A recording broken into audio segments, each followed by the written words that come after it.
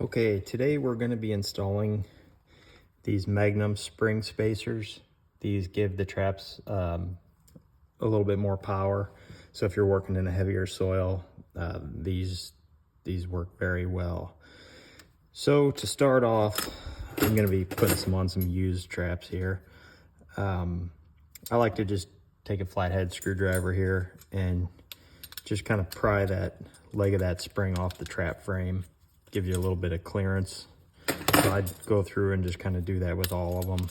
Kind of helps the process and makes it easier to get this on there, which I'll show you. We'll do 3 of them.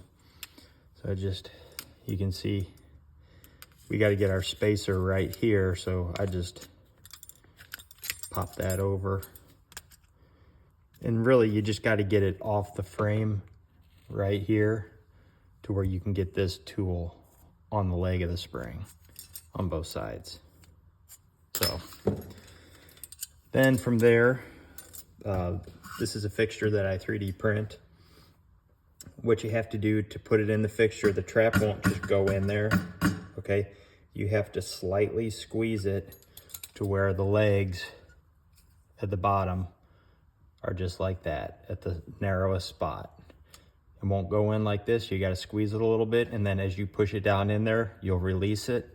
The inside here is tapered, so it helps hold the trap in. So squeeze it.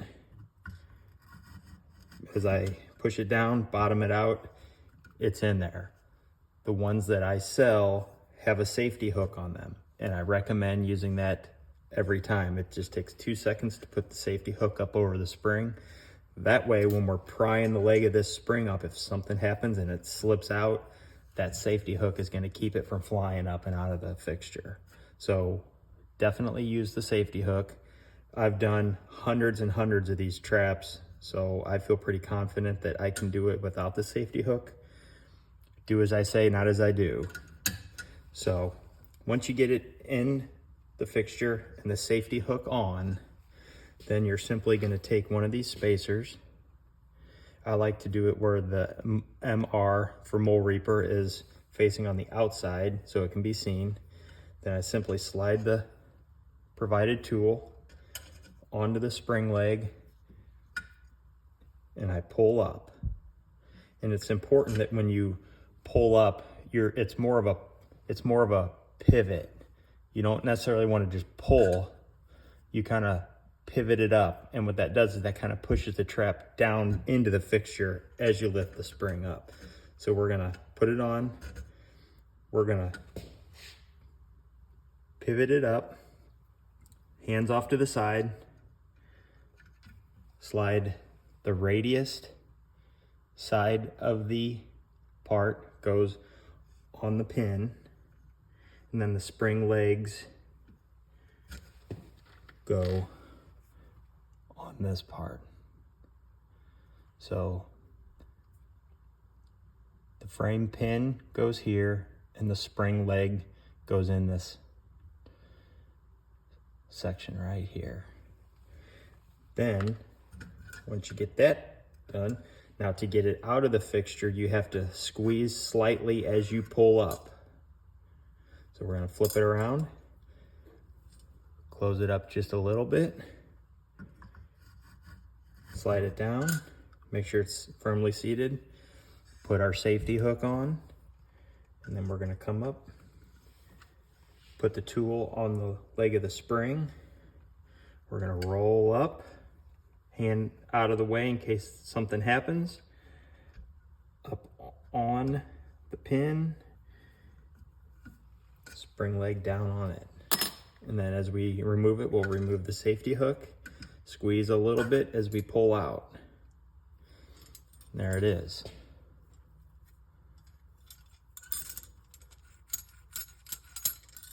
Substantially stronger. We'll do another one.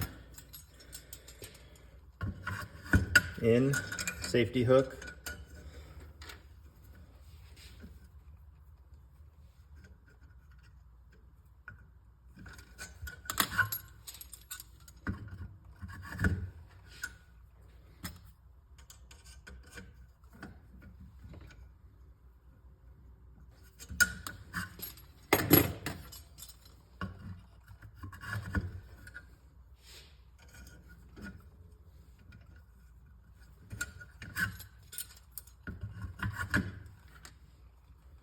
So some of the advantages to these is, as with every spring, they will lose some spring over time.